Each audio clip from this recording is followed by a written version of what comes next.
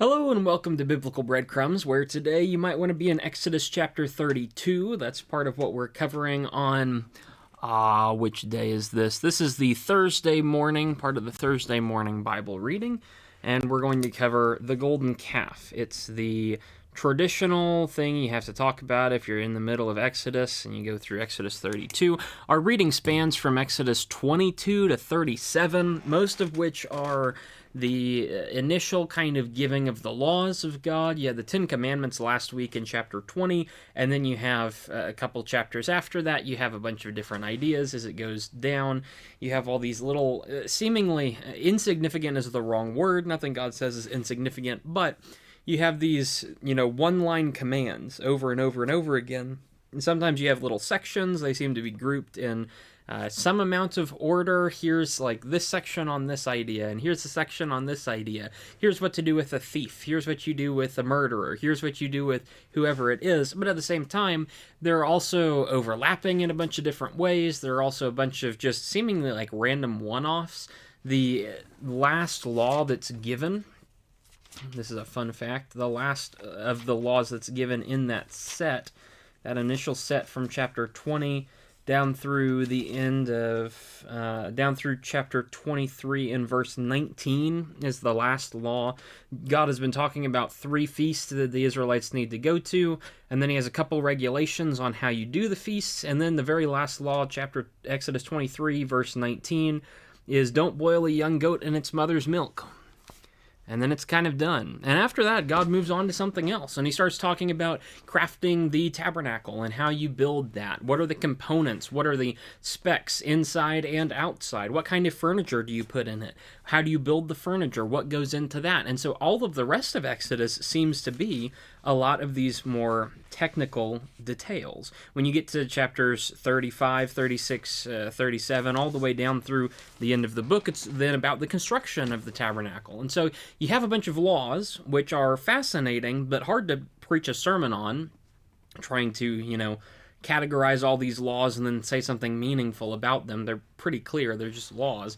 You've also got the tabernacle being built, which is hard to preach on because it's a bunch of details that say, hey, the tabernacle was built, and there's some interesting stuff in the tabernacle, but it's much more broadly ranging than it is being tied to any particular little chapter or little detail. There's a whole lot to talk about with the tabernacle, but that ends up developing into more of a thematic sermon over the whole Old Testament than it is just something that's constrained to Exodus. Perfectly fine to preach on, but I will preach on it later. It's a sermon that I have that I actually really like, and so I'll save that for something special when it comes up down the line and seems relevant then, or maybe we'll do a class or a couple of classes on it, because there's a lot of fascinating stuff in the tabernacle that is not dealt with in Exodus. The tabernacle and then the temple and how it represents everything else in the Bible and the story of humanity is fascinating, but again, we'll let that go for another time. Instead, everybody in the middle of Exodus comes down to Exodus 32 because it's the story that we all know and love, or, well, at least love to preach on because it's very familiar. It is the story of the golden calf. It's not an unfamiliar story if you've read the Bible before, or if you spent much time, especially growing up as a child. This is one of those things that you get taught. Exodus as a child is like, you got the 10 plagues, and then you got the golden calf, and that's the whole book of Exodus. And there's a lot more to the book of Exodus, but when you're a kid, those are the stories that stick out in your mind. Those are what you get taught. And so everybody's familiar with chapter 32. If you've been around church for a while, you're familiar with this, but it's the stories that are familiar that we often don't really think about. So what we'll do today is go ahead and read Exodus 32. We will read all of it, and then I'm usually one to break down all of the specific verses down into little sections and then tell you what section is what and proceed through the text in that way. Instead, for this sermon, we have to ask the question, what is the sin?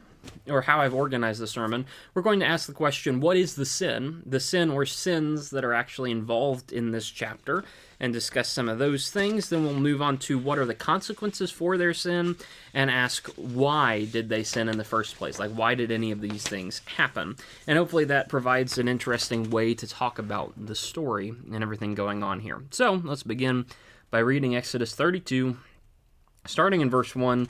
We will go all the way through verse 35. I will, at some point, reference chapter 33, the first few verses of that, but we're not going to go ahead and read that just yet. So, Exodus 32, the whole chapter, starting in verse 1. This is New American Standard. Now when the people saw that Moses delayed to come down from the mountain, the people assembled around Aaron and said to him, "Come, make us a god who will go before us. For this Moses, the man who brought us up from the land of Egypt, we don't know what happened to him." Aaron said to them, "Tear off the gold rings which are in the ears of your wives and your sons and your daughters and bring them to me." So all the people tore off the gold rings which were in their ears and brought them to Aaron, and he took the gold from their hands and fashioned it with an engraving tool and made it into a cast metal calf. And they said, "This is your God, Israel, who brought you up from the land of Egypt." Now when Aaron saw this, he built an altar in front of it. And Aaron made a proclamation and said, "Tomorrow shall be a feast to the Lord." So the next day they got up early and offered burnt offerings and brought peace offerings. And the people sat down to eat and drink and got up to engage in lewd behavior. Then the Lord said to Moses, "Go down at once, for your people, whom you have brought up from the land of Egypt, have behaved corruptly. They have quickly turned aside from the way which I commanded them. They have made for themselves a cast metal calf, and have worshipped it, and have sacrificed to it, and said, 'This is your God, Israel, who brought you up from the land of Egypt.'" And the Lord said to Moses, "I have seen this people. Behold, they are an obstinate people. So now leave me alone, that my anger may burn against them, and that I may destroy them. And I will make of you a great nation." Verse 11. Then Moses pleaded with the Lord his God, and said, "Lord, why does your anger burn against your people, whom you have brought out from the land of Egypt, with great power and with a mighty hand? Why should the Egyptians talk, saying, 'With evil motives he brought them out, to kill them on the mountains and to destroy them from the face of the earth'? Turn from your burning anger, and relent of doing harm to your people. Remember Abraham, Isaac, and Israel, your servants, to whom you swore by yourself, and said to them, 'I will multiply your descendants as the stars of the heavens, and all this land which I have spoken I will give to your descendants, and they shall inherit it forever.' So the Lord relented of the harm which he said he would do to his people. Then Moses turned and went down from the mountain with 2 tablets of testimony in his hands, tablets which were written on both sides. They were written on one side and the other. The tablets were God's work. The writing was God's writing engraved on the tablets. And now when Joshua heard the sound of the people as they shouted, he said to Moses, "There's the sound of war in the camp." But he said, "It's not the sound of the cry of victory, nor is it the sound of the cry of defeat, but I hear the sound of singing." And it came about, as soon as Moses approached the camp, that he saw the calf and the people dancing. And Moses' anger burned, and he threw the tablets from his hands and shattered them to pieces at the foot of the mountain. Then he took the calf which they had made, and completely burned it with fire, and ground it to powder, and scattered it over the surface of the water, and made the sons of Israel drink it. Then Moses said to Aaron, "What did this people do to you, that you have brought such a great sin upon them?" And Aaron said, "Do not let the anger of my Lord burn. You know the people yourself, that they are prone to evil. For they said to me, 'Make a god for us who will go before us.' For this Moses, the man who brought us up from the land of Egypt, we don't know what has happened to him. So I said to them, 'Whoever has any gold, let them tear it off.' And they gave it to me, and I threw it in the fire, and out came this calf."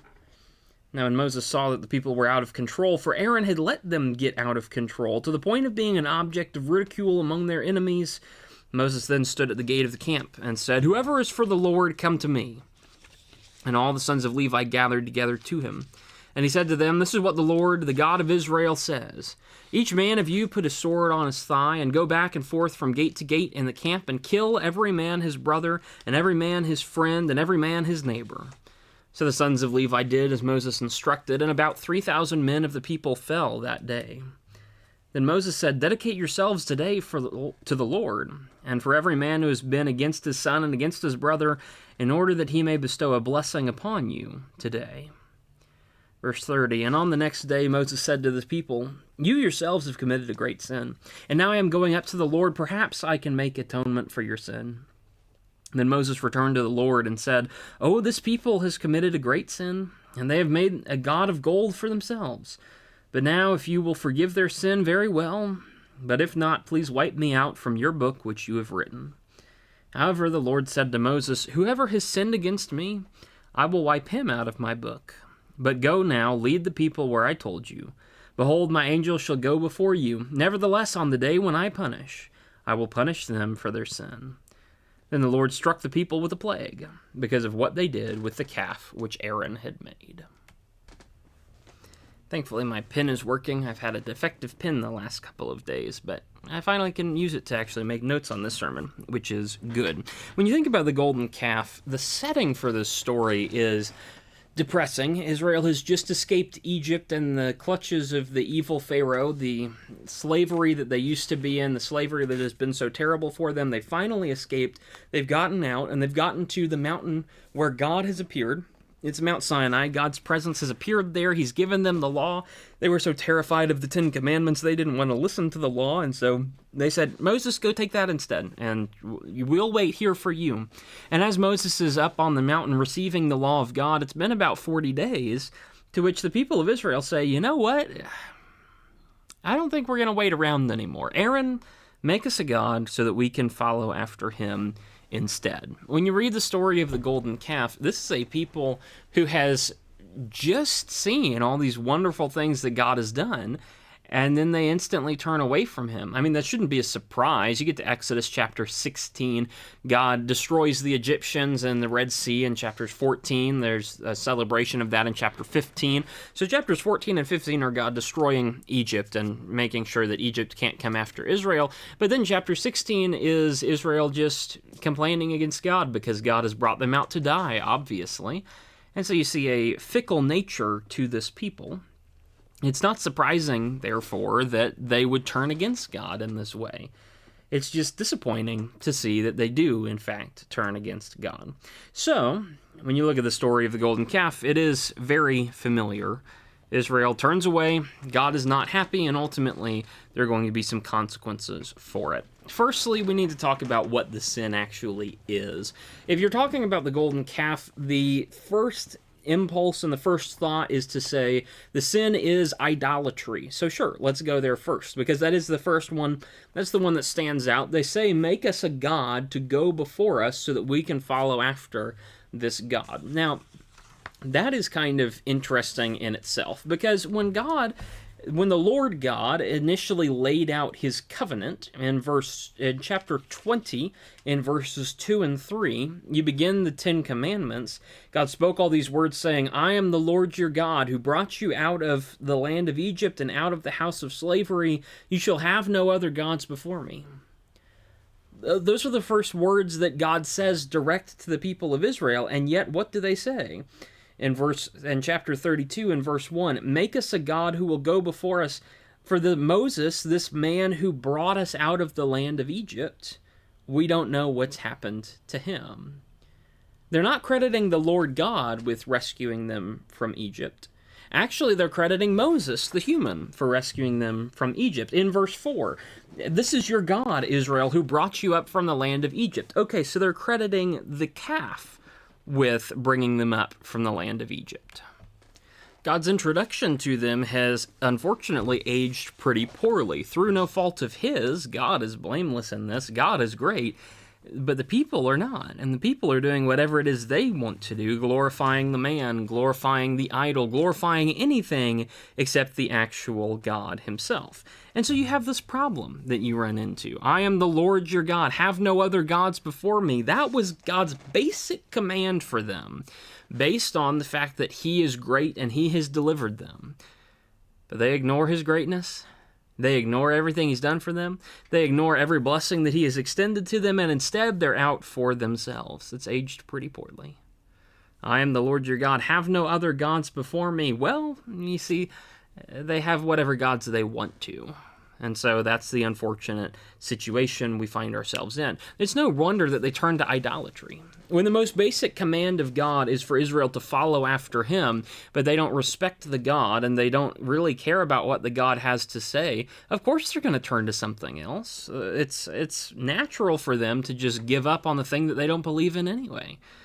God has asked them for their allegiance, and they have said no. And that's the situation that Israel finds themselves in as soon as they have an opportunity. As soon as their earthly leader disappears, as soon as Moses is out of the scene and it's just Aaron the weak, we'll talk about him later on at the end of the sermon. As soon as you just deal with Aaron himself, as soon as you get that opportunity, there's an opening to ignore God, and so they go and ignore God. The idolatry that they're seeking is to replace God with something else. The thing is, when you think about human beings, everyone is going to follow something. Everyone's going to be motivated by something or pursue whatever it is their ideal, and so they're going to go after that.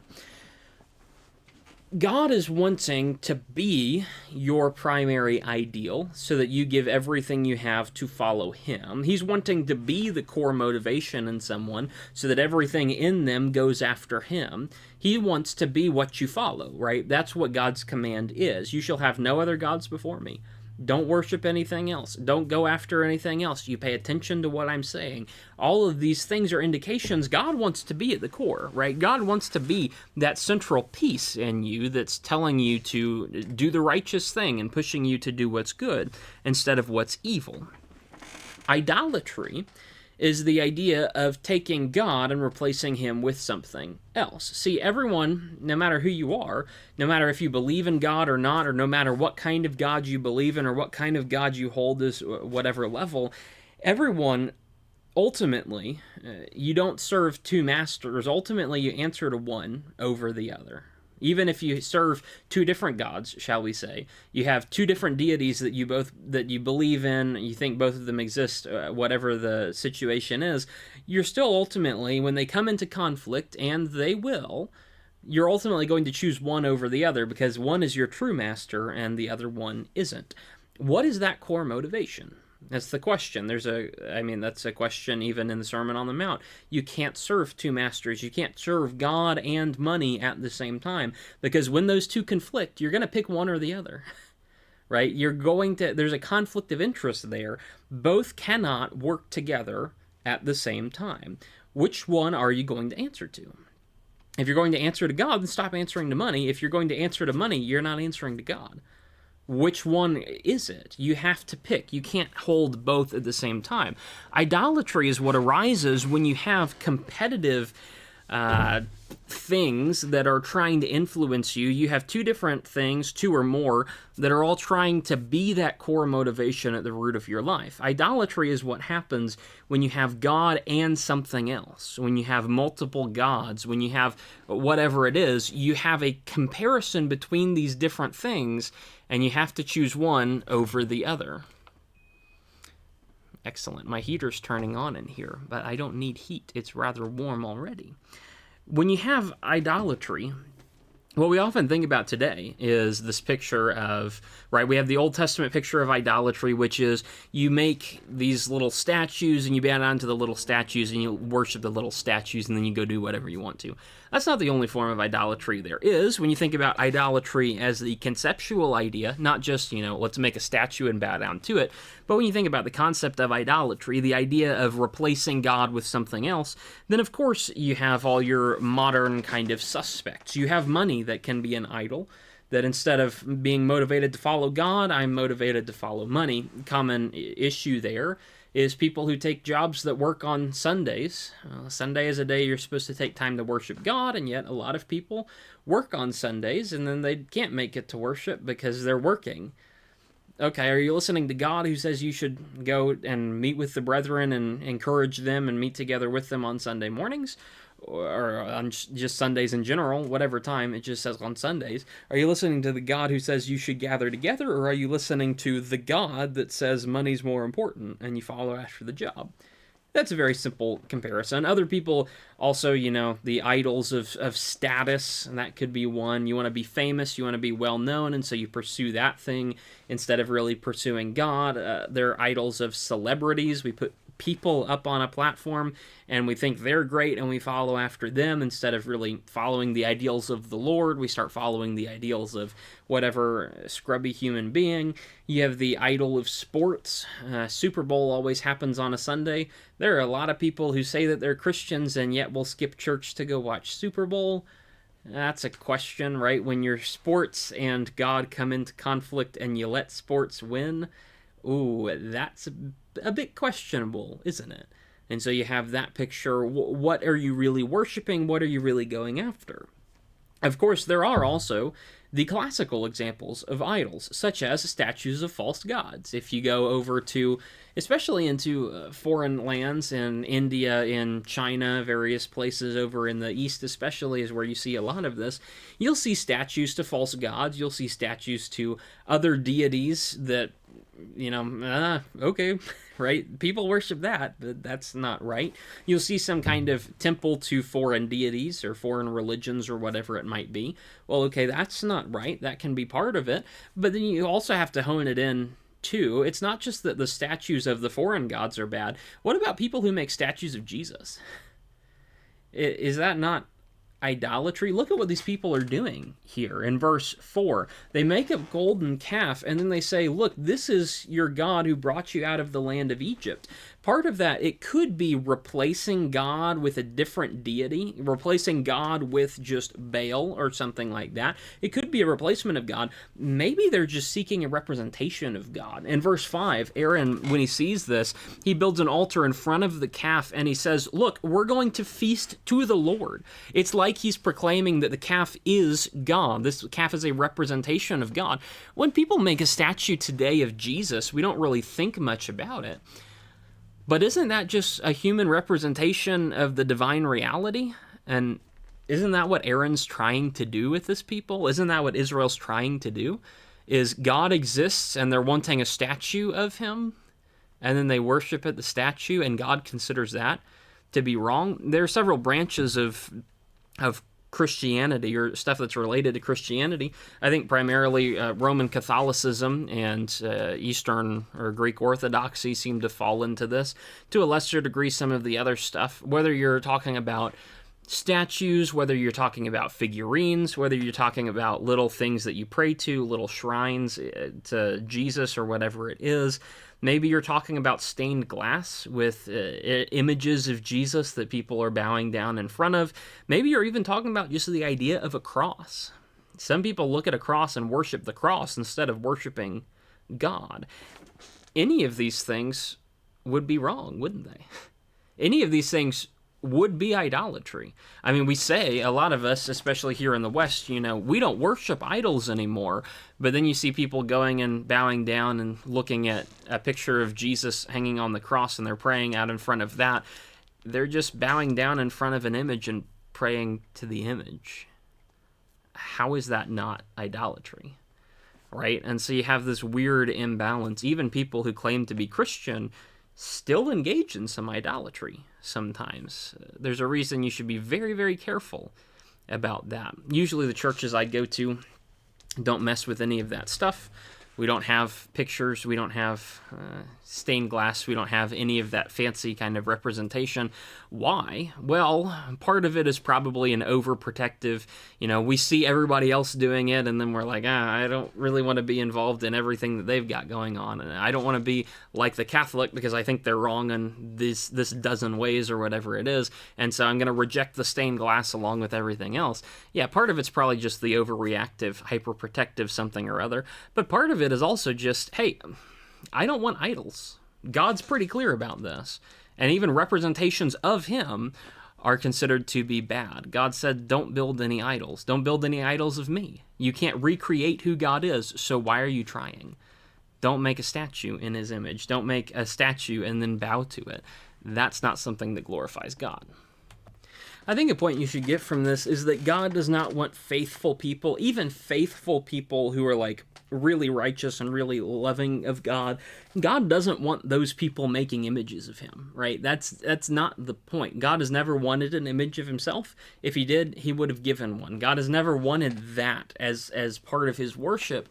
That's something that the pagans do. That's not something that real righteous people do. And so even as you're making these symbols, if you're attributing them to God, like, I guess on a technical level, I guess that's better than attributing them to a false God. But God's pretty clear he doesn't want that. And so you really need to check yourself. If you're part of one of those other religions, even the Christian-ish ones, that say they're all about worshiping God, but then do a bunch with like idolatry and such, you might want to check yourself and see. A lot of people can, I think, fool themselves by saying we're worshiping the Lord and the image is there to remind us of what we're worshiping, whatever. The Israelites made a calf to remind themselves of who they were worshiping, and it's not righteous. So you might want to reconsider that and how, not just how you feel about it, but how God would feel about it, because that's actually the important part. Is that rude? Probably. Tough. God is rude sometimes, and he's still right.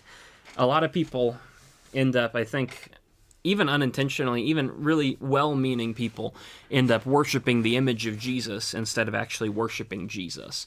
And that will inevitably lead to a problem. Idolatry is, at its core, fundamentally flawed. It's fundamentally a ridiculous thing that people shouldn't be involved in. You can see that example pointed out in some of the later prophets.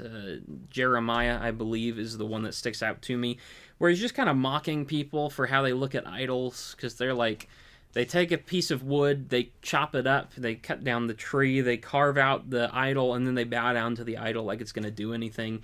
Hey, do you not realize how stupid that is, right? You're just praying to yourself. It's fundamentally self-worship. It's about taking your ideas, right? Idolatry is the practice of God exists up here in this realm that you cannot fully understand. And idolatry is the practice of projecting yourself up there, grabbing something about God, bringing it back down to the earth, representing it in front of yourself, and then bowing down in front of your representation of what God is, rather than bowing down to who God is, right? It's not that you're worshiping. When you carve an idol, it's going to have a part of the maker inside of it. Whenever you make a piece of art, it's not just the art exists in a vacuum, it's the art exists and you are also there. You're the person who formed it. It has part of you in it. And so when you make an idol of God, or you make some artwork about God for whatever it is, maybe in some ways that helps you to like visualize some of the things that happened, but in other ways you're taking the things of God and you're making it into something from yourself, and you're co-opting it into your way of thinking and your way of doing things and your way of existing. It's taking God's identity, changing it to be your understanding of who God is, and then bowing down at the feet of your understanding of who God is, rather than bowing down at the feet of God. Is that semantics? No, because it's very important. And too many people are worshiping not Jesus, they're worshiping knockoff versions of Jesus, but they think they're worshiping the real thing. This is what happens when people take the things of Jesus and they take them out of context. They will say Jesus said something. They really don't understand what he originally said, but they'll say he said whatever. Jesus said, judge not that you be not judged. The Jesus that I follow, well, he said, judge not that you be not judged, didn't he? That's Matthew 7 and verse 1, right? Jesus is not judgmental. Jesus is loving. Jesus is good. Jesus is nice. Jesus is kind. Jesus is a great guy. He doesn't judge anybody. He said, man, who made me a judge over you, right? There's that verse you can throw in as well. Okay, yeah. Well, you can worship that Jesus, but that's not who Jesus is. Judge not that you be not judged, for by the judgment with which you judge, you will be judged. That's a call to be careful how you judge, but then there are other passages that talk about judging people.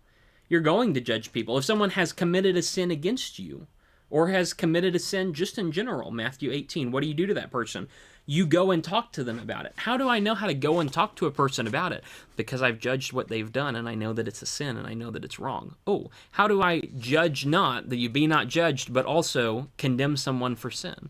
How do I judge not, but also ever correct someone? Did Jesus ever correct someone? Of course he corrected someone. He corrected a lot of people. He corrected most of the people. What do you, scribes and Pharisees, hypocrites? You do all these little things, but you're ignoring all the important things. What is that about? That's Jesus judging people. I thought Jesus said, don't judge. Well, no, he didn't, right? He said the words don't judge in context of a bunch of other words that talk about don't judge unrighteously, but judge righteously. How many people worship a Jesus who doesn't judge? But they don't worship the real Jesus. How many people worship a Jesus who only judges? But there are also lines about how he didn't come into the world to judge the world. He came into the world to save the world. The world will be judged at his second coming. When he's coming in the judgment, he's coming on the clouds to judge people. In the second coming, sure. But he didn't come the first time to judge people. How many people worship the judgmental Jesus, not the loving Jesus? How many people worship the loving Jesus, but not the judgmental Jesus? I say that like loving and judgment are two different things. In reality, if you love someone, you're going to judge their evil and get rid of it for them. You're going to help them purge that from themselves. It's more like the nice version of Jesus versus the mean version of Jesus. And a lot of people worship one or the other, but realistically, the picture is both. How many people create their own images of Jesus? Physically, sure, but also mentally, spiritually. How many people have their skewed version of Jesus that they follow after instead of the real thing, instead of God himself? Idolatry is this massive problem where you're taking your ideas, insisting that they are super important, and following them instead of following God. There's a reason God said no idols. There's a reason God said, don't even cross that line. Don't even think about it. Worship me, not those other things. Don't go there, because it's not going to end well for you. It's evil for Israel to take a statue, to make a statue that replaces God with something else and worship a different God than the true God.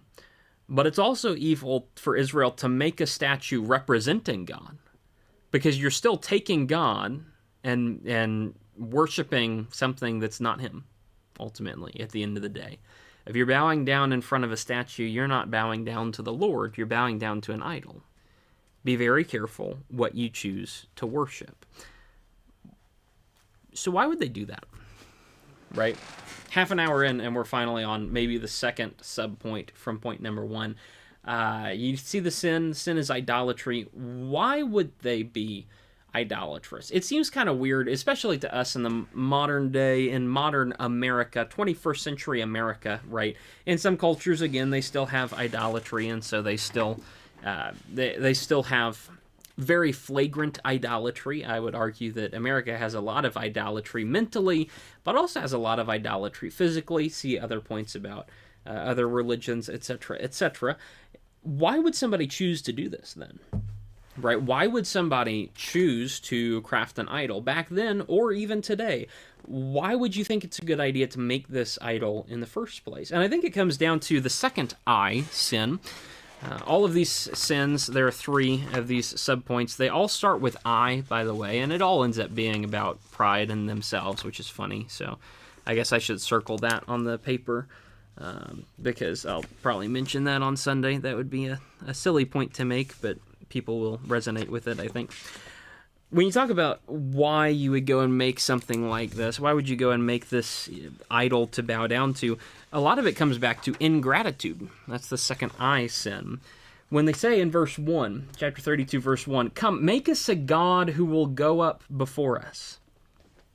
Okay. Do you realize how stupid that is in the context? Sorry, I said the stupid word. I'm not supposed to say that. Well, I'm not supposed to say that on Sunday. I can say whatever I want online. Do you realize how stupid it is for them to say, make us a god who will go up before us, when they're sitting at the foot of Mount Sinai? Mount Sinai, which has the presence of God on top of it, which presumably still means there is a thick cloud and thick darkness, and there is some amount of atmospheric disturbance in the area.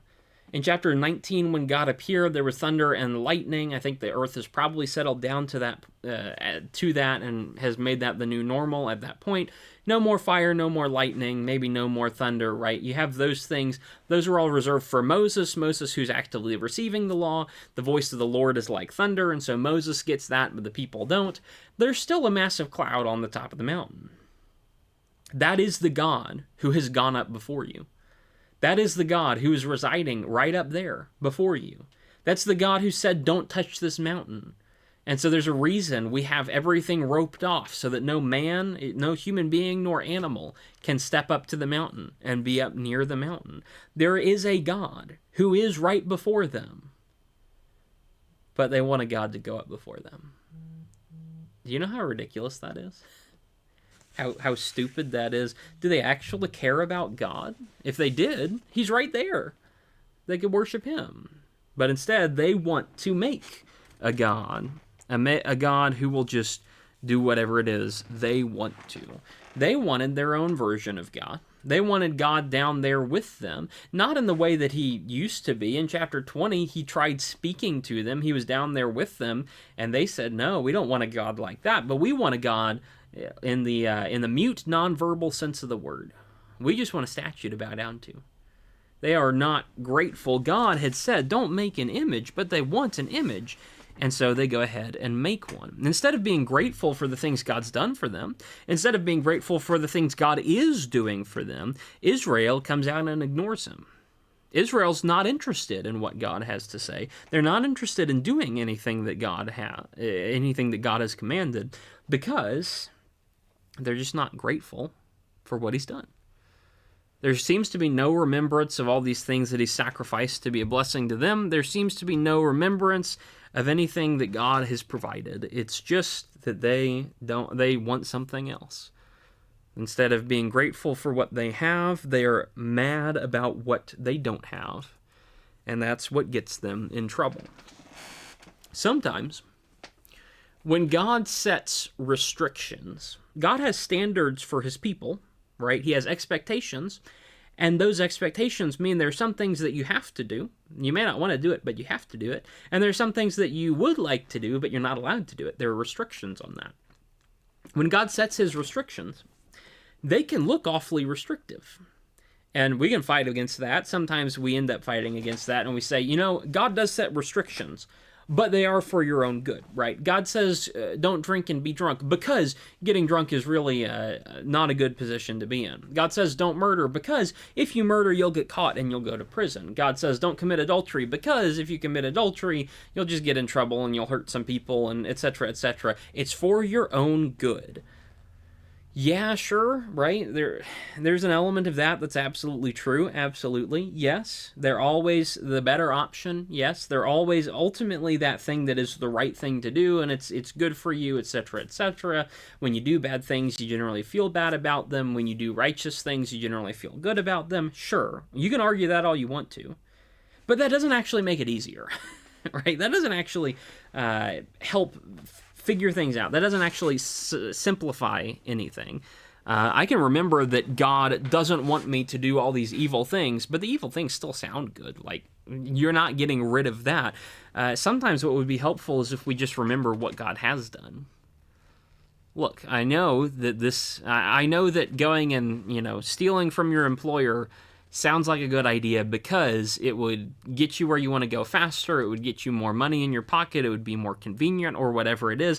I know that sounds like a good idea, and it does sound very convenient.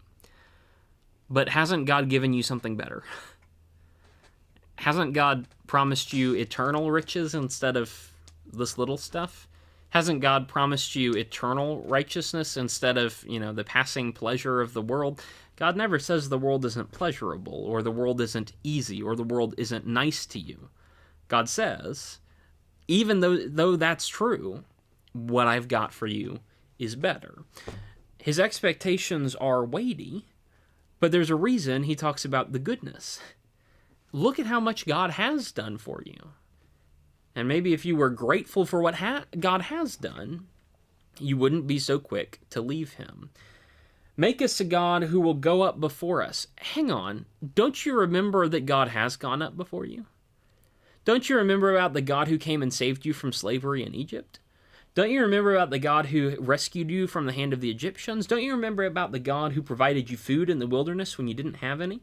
Don't you remember about the God who provided you water when you didn't have any? Don't you remember about the God who's trying right now? He's on the mountain trying to establish a law with you so that you can be in his presence forever. Don't you remember all these good things that God has done for you? Maybe if you thought about the good things God had done for you, you wouldn't be so quick to abandon him and do something else. God's expectations are weighty. No one's saying they're not. What we're saying is his blessings are weightier. Well, nobody should be saying that they're not. Plenty of people do. They're dumb. That's not how it works. God has ridiculously high expectations. The sermon that is going to release on Friday, one of the points, the very last verse in chapter 5, Matthew chapter 5, is you are to be perfect as your heavenly Father is perfect, right? You're to be perfect in everything. You're to be absolutely flawless, just as flawless as God and as sinless as the Lord. Do you really think that's going to happen? Right? That's the expectation. That is a weighty expectation. Nobody should be trying to say it's not that much, it's not that important, etc., etc. Of course it is. You're dealing with God. His expectations are hefty, but his blessings are better. When you are tempted by the things that you lack, when you want a God in front of you because you find it hard to visualize God right now, remember that God is so great he cannot be visualized. Be grateful for that. Remember that God is so great he cannot be represented by human hands. Be grateful for that. Instead of building yourself an idol, remember how great God is and be grateful for that. Gratitude would solve a whole lot of our problems. If Israel was interested in what God had done, if Israel remembered what God had done, they would have done righteousness, but instead they rejected what God had done. They weren't interested in what God had given to them, and so instead they sought out evil for themselves.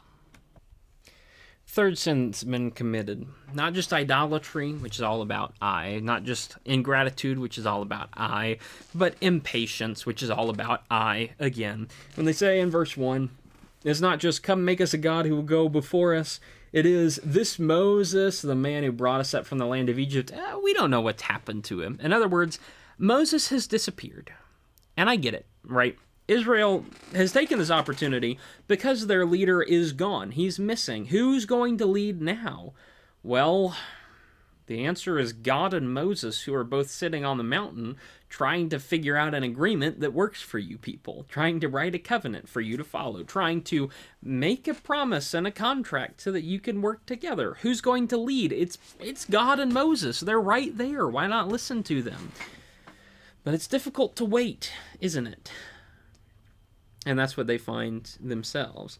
To be fair to Israel, they have been waiting 40 days for this to happen. Moses has been up on the mountain for over a month at this point, and they're starting to get tired of just sitting around wondering when the next thing is going to happen, wondering when they're going to leave, wondering, maybe Moses died on the mountain, and if he died on the mountain, then who says, what's going to happen to us? We're never going to know. Nobody else is going to go up on the mountain to find out. Moses is gone. Joshua is evidently halfway up on the mountain, kind of halfway into the presence of God. Not entirely, but he's halfway there. Those are our leaders. We don't know who else to turn to, and so, to be fair to Israel, there are a bunch of questions with the situation. But to be realistic to Israel, in chapter 20, God was giving the law to them. God wanted to give the law to them. God was speaking to them directly. He was speaking to them. He was delivering the law. He was being so nice to do that. And in chapter 19, the people complained about it. They saw how powerful God was and said, Moses, speak to us yourself and we will listen, but don't have God speak to us or else we will die. And so what happens? And so Moses has to go and get the revelation from God. He has to go up on the mountain and abandon them for 40 days. To go and actually hear the law of God. When he comes back down from the mountain, he's going to be well equipped to teach them the law, but the original plan was for God to give the law to everybody. And Israel rejected that plan. To be fair to Israel, sure, they're waiting around for 40 days. To be realistic with Israel, they caused it. They asked for it. They asked for their leader to disappear for over a month. They wanted this to be something Moses received, and then they didn't have to listen to it. I think what they were thinking was Moses would go up on the mountain, hear the law for like a day, come back down, and then they could get a move on. And when it takes longer than they expected, then they're mad about it. But they still asked for it. They just didn't realize what they were asking for. If they had listened like God wanted them to, if they had just paid attention to God and been content to listen to God, like God had originally purposed them to, they wouldn't have tempted themselves in the situation. They wouldn't have sent Moses away for so long. They wouldn't be so tempted to replace him with someone else. But they didn't want to listen to God. And so they were told to wait, and then they didn't want to wait. And so they made themselves a god to do whatever it is they wanted to. How often do you find yourself getting in trouble because of that kind of attitude, right? because we don't want to wait, and so we just kind of rush ahead and do it. Human beings tend to have our ideas of when things should happen, how things should happen, and when things should happen, and we will act on those regardless of whether it is wise or not. We have our way, and we want God to adhere to our way. We want God to listen to our timing and to our advice and to our input and on everything. We want God to listen to us so that we don't have to listen to God. But the fact is, God's not going to, because he's God. And you're just a pitiful human being. It is easier for us when we get to do what we want to. It is simpler for us when we get to do whatever it is we want to, when it's convenient for us in our timing and our schedule or whatever it is. We like adapting God to fit us. See the idolatry point from earlier. We like God to be like us. But God's not going to be, because he is the Lord. How much trouble is it when you get exactly what you want? And how much easier is it when you actually just listen to the Lord? We seem to believe, for some reason, that it's easier when we make God be like us. But that only makes your life more and more difficult when you are so impatient and you command God to listen to you. God knows what's best. Trust him and wait. That is a hard message to hear. It's an easy message to say. It's a very hard message to actually live by. But we all know it's the right answer. So I'm sorry that that's tough, but you shouldn't be surprised.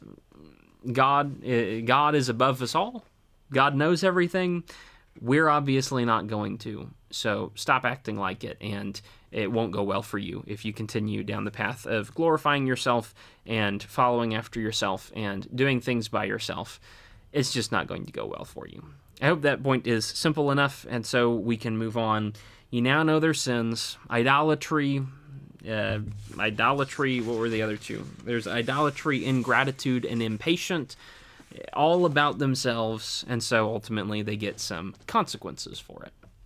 Arguably, you can say there's more involved in that sin. Sure, we're not going to. There's enough time spent on that already. You can flesh that out. You can make that your own, and by all means, preach it better than I can.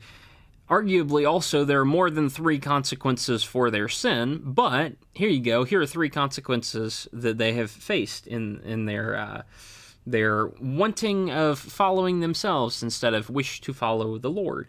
Firstly, verses 9 and 10, they incur the anger or the wrath of God. God says, I've seen this people. They're an obstinate people. Leave me alone, and my anger will burn against them, and I may destroy them. And I'll make of you, Moses, I'll make you a great nation. I'll destroy all of them, but I'll glorify Moses. Israel, in this situation, has done nothing but be a pain, and so they'll be destroyed for it.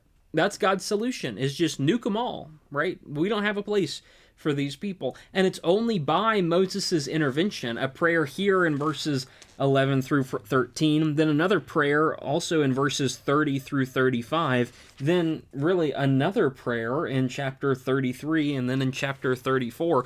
Only by Moses petitioning again and again does God actually pardon Israel. But even then, right, God's still angry with them, right? He forgives them. He doesn't instantly destroy them, but there's still anger and wrath being aroused.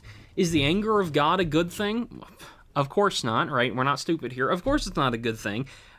So don't incur it, right? Don't do the things that are evil. When you set out to serve yourself, when you ignore God and go after what you want instead, this is the kind of reaction you get. And God is not thrilled, to put it very lightly. God is not thrilled with what you have chosen to do. When you sin and do evil against God, the anger of God comes out. That's the consequence of sin. A second consequence you find is in verse 19. This is fascinating, and as I've aged, I have more fully appreciated exactly what's going on here. We all know this bit. As Moses is coming down from the mountain, he's getting near the camp. He sees the golden calf. He sees the people dancing, and he gets really angry, and he throws the tablets down, and he breaks them. These are the tablets that God wrote on. These are the tablets, I believe God carved this set out, and then he wrote on them, and he gave them to Moses. This is, the covenant. This is the 10 Commandments that have been written on there. This is so important. And then Moses just throws it all away. He gets so mad, and he shatters the tablets. I think people mostly have come around in recent years, because most of the preaching I've heard on this recently has been very consistent. This is not Moses overreacting. This is not Moses, just getting mad and throwing things in a fit of rage. Human beings like to do that sometimes. We get mad and then, do a violent action to make us feel better or whatever it is. This is not Moses doing that, I don't think. This is Moses acting like God. God has written out a covenant for the people of Israel, the rules that they can keep so that they can be in agreement. The role that Israel has, the role that God has, he's written it out before them in this covenant. He's given it on the 2 tablets for them. He has written 2 tablets would be one set for God, one set for Israel, so that they both understand. They both have the terms of the agreement. Both sides of the contract have the contract and can read it and can remember what exactly was written. I believe that's what's going on there, and why there are 2 tablets of the covenant and not just one. It's not that God ran out of space on one and so had to go on to the other. I don't think, but that's just my opinion. This is Moses enacting God's will, right? He takes the covenant. He looks at what the people are doing. They've ignored the basic rule of the covenant. And so he breaks the covenant in front of them. It's a sign act to symbolize how God is feeling in this moment and what God is expressing in this moment. This was a covenant relationship, but you have not adhered to the terms, so there is no covenant anymore. There's been a breach of contract. When you sin against God, you anger God. When you sin against God, you break your contract with God. Your contract with God, which says, I'm going to be righteous and you're going to deliver me. I'm going to seek to do the right thing and you're going to take me to heaven, right? That's the basic agreement with God. And then what happens if you don't fulfill your end of the bargain? The covenant is broken. You're not going to heaven anymore if you're not being righteous. Okay, and so the covenant is broken in front of them. Don't sin. Don't make God angry with you. There's also this idea of separation that happens very much in line with anger and the breaking of the covenant. But when you get into chapter 33, verse 1, the Lord says to Moses, "Depart, go up from here, you and the people whom you have brought up from the land of Egypt to the land which I swore to Abraham, Isaac, and Jacob, saying, to your descendants I will give it, and I will send out an angel before you, and I'll drive out Canaanite, Amorite, Hittite, Perizzite, Hivite, and Jebusite. Go up to the land flowing with milk and honey," right? That was God's agreement, was he was going to push the evil people out of the land and let Israel into the land. But here's the addendum in verse 3. "I will not go up in your midst because you are an obstinate people, and I might destroy you on the way." This is God saying, I will fulfill my end of the bargain, but instead of me doing it myself, I'm going to send my angel to do it for me. I'll send an angel to clear out the land instead of doing it myself. I was going to do it myself, right? I just said I would clear out the land. I was going to do it myself, but because you are so evil, God distances himself. He separates himself from mankind. Sin is often described as separation from God, and the idea is very much epitomized here. God was going to accompany his people, but because of what they've done, he can't anymore. And so he excuses himself from the situation, and they get to deal with the rest of it. He'll help from the sidelines, but he's not going to live in there among them. He'll fulfill his word. He'll get them into Canaan, but they are so evil he cannot bear to be near them. When you sin, when you do evil, these are the consequences, right? These are the consequences of sin. So why did this all happen? You look at the situation, terrible situation. You look at the sins they did, terrible sins. You look at the consequences they get, terrible consequences. The question is, why did it happen? And there's a threefold reason as to why it happened, which really just comes down to a one-fold reason why it happened, which is it's their fault. That's it, right? It's their fault. They chose it. They knew what was right, and they decided not to do it. They decided to do whatever it was they wanted to instead. And as a result, it's essentially that they wanted God to destroy them and get rid of them. Now, that sounds like a strong way to put it, but it's not. They were told if you were obedient, right, listen to the words of God, you shall have no other gods before me, and then all this covenant will work well. They put another God in instead of God, or they represented God and they worshiped that God instead of the real God. They had other gods before him, fine. Then you know it's not going to go well. When you blatantly know the answer, when you know what's righteous and you refuse to do it, you're asking for it. You're asking to be destroyed. That's what they're asking for. Whatever their motivations were, that's where they end up, is they wanted it to happen. When you say in verse 1, make us a God who will go before us. We know this other guy, we don't know where he went to. We're not very interested in where he went to. We'll just ignore him. We will follow after our gods. We'll follow after the things that we want to worship. And instead of following after the Lord and being righteous, they're going to be evil. They knew what was the right thing to do. They refused to do it. What else can you say? But this is a people who wanted this sin and this evil and all these consequences to happen to them. They thought the idol would help them. They thought it would solve their problems. They thought it would bring them peace or whatever it is they wanted to make excuses. They didn't like what God had given them. They thought they could do better than him. They thought they could do better without him. They thought they could do better with a God who didn't talk back. They thought they could do better with a God who didn't make demands. They thought they could do better making God in their own image, instead of us being made in his image, which was established all the way back in Genesis 1. They just wanted it. Do you ever get yourself in trouble because you just want to? Because you know the right thing to do. You know the evil thing to do.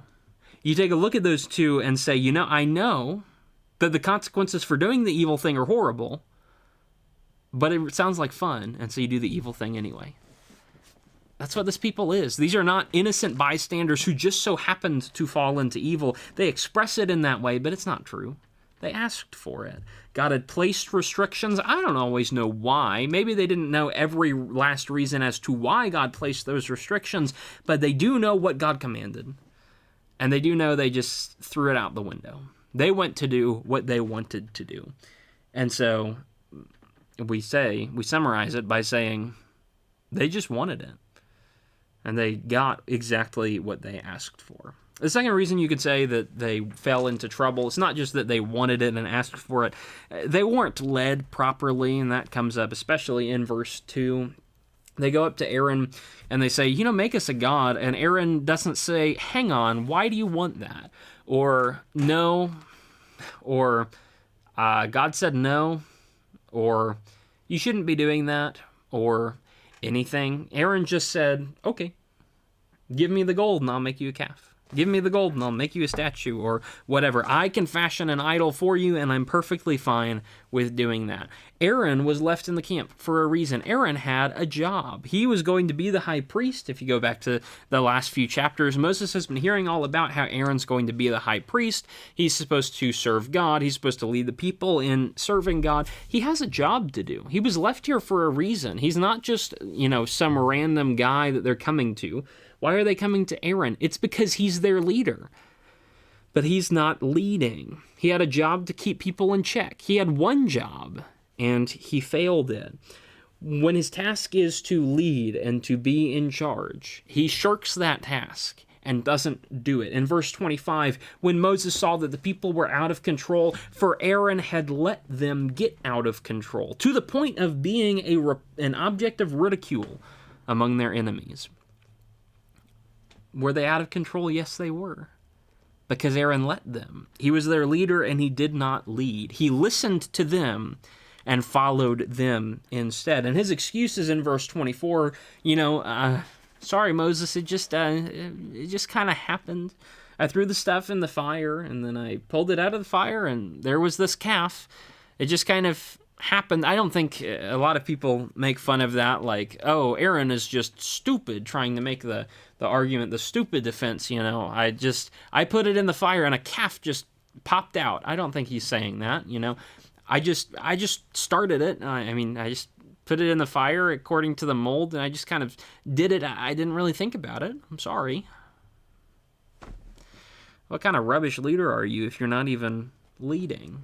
If you're a leader, are you leading or are you following? By the way, if you're a follower, like Israel was supposed to be, are you leading or are you following?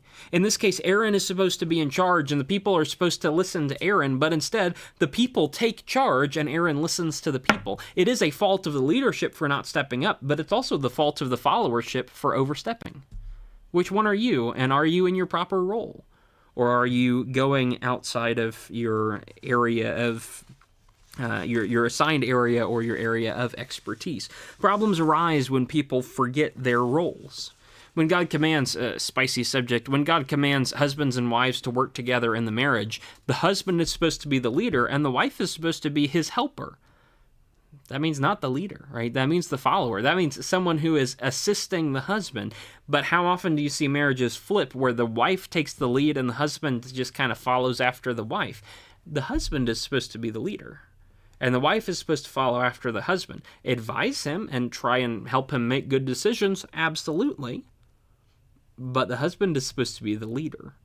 And instead, a lot of marriages don't go so well today because you have leaders who want to be followers, and so the husband ignores his responsibility, and they have wives who want to be in charge, and so the wife ignores her responsibility. And instead of doing things in the proper God-authorized way, you have people doing things in the opposite way. You have the leader becoming the follower, and the follower becoming the leader, and it's never worked well. Exodus 32, for example. So why on earth are we still trying it? They had bad leadership. That's one reason why it happened. And how often do both parties then make that excuse? It just kind of happened that way. We didn't mean it to be that way. It just kind of happened that way. But when you go out of your way to take charge of a situation, yes, you did mean it that way. When you go out of your way to ignore your responsibility to lead and instead abdicate it and let someone else lead, yes, you meant it that way. You can make all the excuses you want to and say, it was unintentional, but it's not. And we all know it's not. And so quit trying to pretend that it is. And ultimately, this leads us to point 3. And why did this happen? Or what did Israel, why did they cause this thing to happen?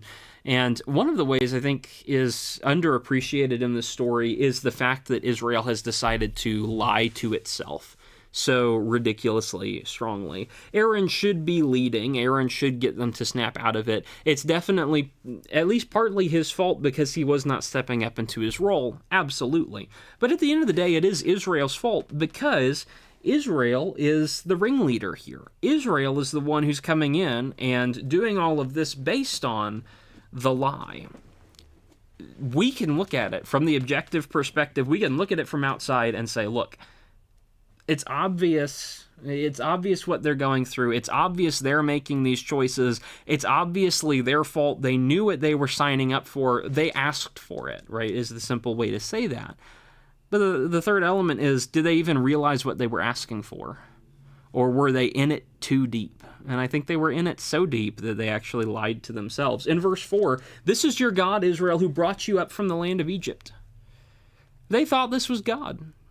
They expressed it that way. That's what they were thinking. That's what they were advertising. That's what they were trying to sell, is that this is God and we're following after him. They lied to themselves about who this is. And as much as Aaron should have led the people were always deluded, and they were deluded into thinking that this idol was actually the Lord, or this idol was a fitting representation of the Lord. It's plainly a lie. It's not what God said. It's not what God is interested in. It's not what God commanded. It's contrary to what God commanded. And as a result, of course, it's going to be breaking the covenant, and yet they have convinced themselves that it was righteous. They convinced themselves that it was a good move. They convinced themselves that it was intelligent, that it was fitting, that it was respectful, maybe even, you could say. They've convinced themselves that it's good, and so they follow after it instead. How often do we seek evil? And you could even say seek evil unintentionally if you want to be really generous to people, to yourself, where you shouldn't be generous. How often do we seek evil when we lie to ourselves and pretend that it's good? We pretend that something is the right thing. We pretend that something is the right answer. We pretend that something is good, and so we lie to ourselves. At the heart of hearts, you know that something's bad, but you lie to yourself and you pretend it's good, and suddenly it really seems like it's the right way to go. This is not a question of whether or not it's good to make an idol. They already knew it was bad to make an idol. It was the first thing on God's list where God said, do not do this. Thou shalt have no other gods before me, nor graven images. Don't make idols in general, right? No other gods? Sure. Don't make idols at all is the second commandment. And yet here we are, where they're trying to portray God as something like God looks like. They're trying to make up what God looks like and how God appears and follow after that instead. This is not a question of what is good or not. This is a question, this is a statement of taking what's unequivocally evil and calling it unequivocally good. That's what God looks like to them.